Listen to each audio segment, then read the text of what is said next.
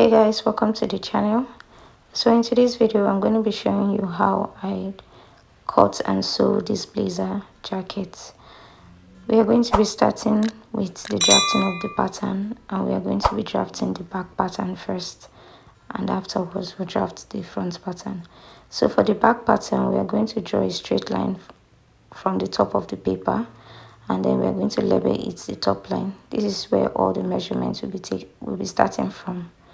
And then from this point, we are going to measure the horizontal measurements, which is our chest length, our armhole length, our half length or waist length, and then our hip length or the length of the blazers, depending on your choice.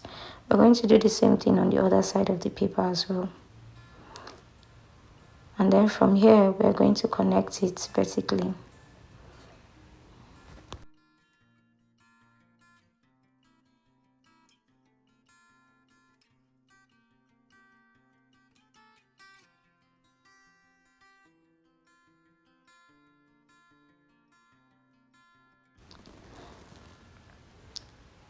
After doing this, I'm going to be marking out my shoulder measurements, which is 15 inches divided by 2 is 7.5.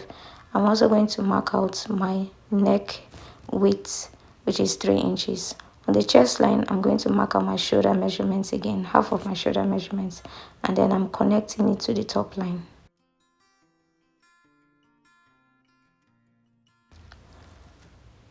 And then from here, we're going to mark inward 1.5 inches, which is the neck depth, and then we're connecting it to the neck width.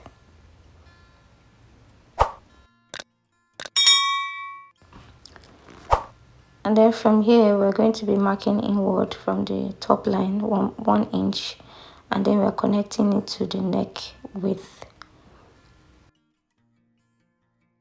And then from this point, we're going to divide the distance from the shoulder to the chest line. Divide it by 2 and mark it. And then also we are going to mark out our bust measurement on the chest line. My bust measurement is 33 divided by 4 is 8.5 plus 1.5 inch allowance. That will be 10. And connect to the armhole length. From here, we're going to mark out our nipple to nipple measurement, which mine is 7 divided by 2, that's 3.5 inches. We're going to mark it on the chest line, on the waistline, and on the hip line. And then we are going to draw a straight line connecting all 3 points. And then from here, we're going to mark 0.5 inches on both sides of the line. And then we're connecting it all the way to the chest line. And also from there, we're connecting it to the hip line, as I'm doing right now. The next thing to do is to divide our waist measurement by 4 and mark it out, plus 1 inch for the darts and also 1.5 for the allowance. We'll do the same thing for the hip line, the hip divided by 4 plus 1.5 inch for allowance. And then you connect it as I'm doing now. After connecting, we're going to mark in from the side seam 1 inch upward and connect it to the hip line.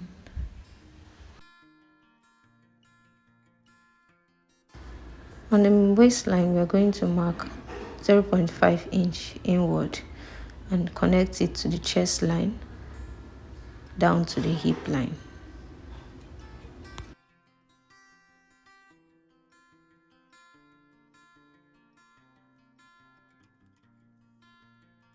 From the shoulder, divide it by 2, and then we're connecting it to the darts at the chest line. This is going to form the panel that would be used for this blazer. The panel is optional, but I think it adds more beauty when there is a panel line. And then on the neckline, we're going to measure around it. We'll be needing it to draft the front pattern. And that will be all for the back pattern. All you have to do now is to cut it as I'm doing now. Please pay attention to the lines that I'm following in order to know exactly how to cut it. And then you label it side back and center back. At the front pattern, I'll be marking from the top of the paper 6 inches, and then from the side of the paper I'll be marking 4 inches. I'm doing this because I want to have enough space to draft the lapel part of the jacket. You know, the front has a lapel, so we need enough space to be able to draft out that part. If we start drafting it from the edge of the paper, we will not have space to draft that lapel part. So this is one of the things that makes the front pattern to be different from the back. So when you create the space, you start drafting the front pattern, and you'll be following the same procedure you did for the back pattern, just you'll be making a few changes at some point.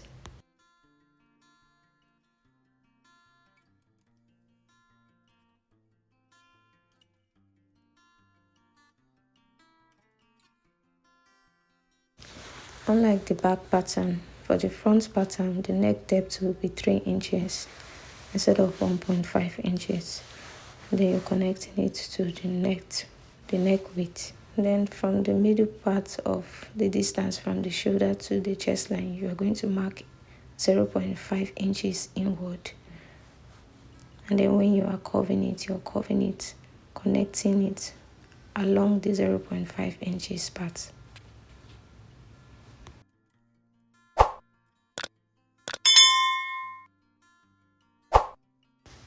Also for the front pattern, you would be marking 1 inch from the bust line and connecting the dart to that 1 inch. For the back pattern, we connected it all the way to the chest line, but for the front pattern, we are connecting it from the bust line. After doing this, you will just continue drafting the front pattern as you did for the back pattern.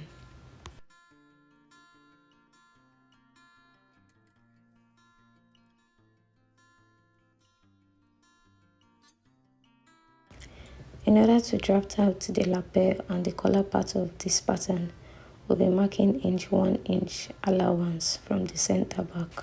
This allowance is similar to the zipper allowance we normally add to the back. And then when you are done, we are going to connect all the way down. I'm using a dotted line because this will not be the main line. I'll be cutting out when I'm done drafting the lapel part, and also to make it more understandable and avoid unnecessary confusion. And then from this point, we're going to decide where we want the lapel to start from. I'm deciding it to be starting from the waistline. It can be above the waistline or below. It just depends on your preference. And then I'm connecting it all the way to the neck point as you see me do. After that, you're going to mark either 1 inch or 2 inch away from the allowance, and then you connect it to the neckline down to where you want the lapel to stop, which is the waistline for me. With this, we have successfully drafted out the lapel part of the jacket. So in order to draft the collar, remember we measured around the neckline of the back pattern. So we had 3.5 when after measuring it. We are going to be marking that 3.5 inches upward. And take note on how it's aligned and connecting all the way to the lapel line. And then from there, you're going to mark 0.5 inch away from it, and you connect it back to the neck point. Make sure the new line you're drawing is also 3.5 inch. And then from the top of the lapel, you're going to mark 0.5 inch outward, and you connect it to the initial allowance, 1 inch allowance that you marked out. While from the 3.5 inch point, you're going to mark either 4 inch or 3.5 depending on your preference, or it could be 4.5 depending on how wide you want the collar. You're going to mark it and then connect it down to the 0.5 inch line that you just drew. Also take note that just like the shoulder line, I slanted the tape rule while measuring the 4 inch. With this, we are done with drafting the collar and the lapel. All you have to do now is to mark out the panel line, just as we did in the back pattern. We are dividing the shoulder line by 2 and we are connecting it all the way to the dart line. For the front pattern, the dart is below the bust line, is ending below the bust line, so we are connecting it all the way to where it stops. Then from here we are going to cut out the front pattern. Please take note of the lines I am following while cutting, so you will not end up cutting out the part that is important.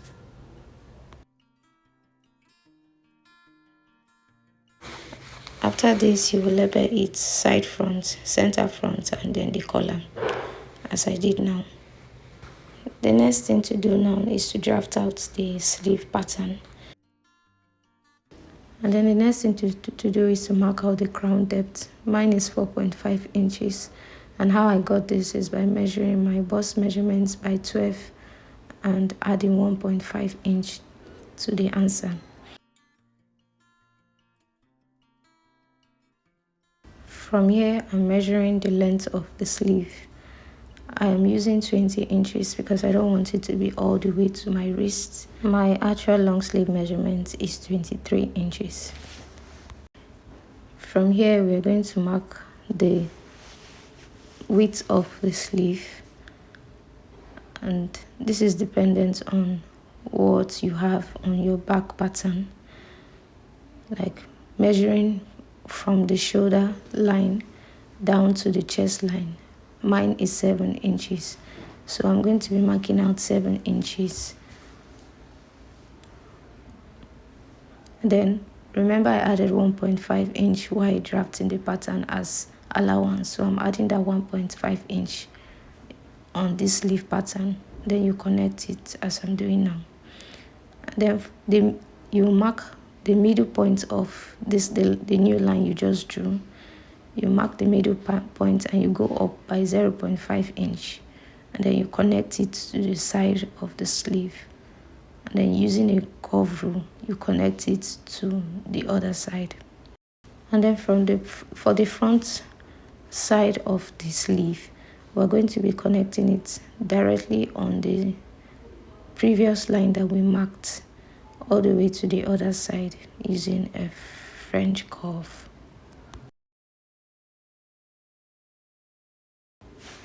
And then on the down part, we're going to measure our sleeve width. Mine is 10 inches, so I'm using 5 inches divided by 2, and I'll be using 5 inches, and then I'm connecting it all the way to the top part of the sleeve as shown. With this, I'm done with drafting the sleeve pattern. All we have to do is to cut it out.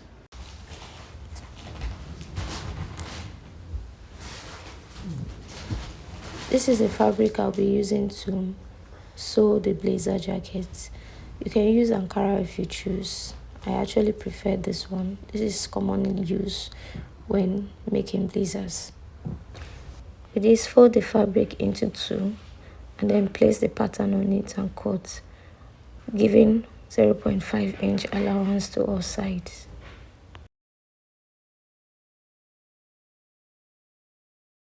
And that will be all for today's video. I'm going to be uploading a video on how to sew this blazer jacket, so check out for it, and remember to subscribe to the channel and turn on your post notification bell so that whenever I post a new video you'll be notified. Thank you so much. See you in my next one. Bye.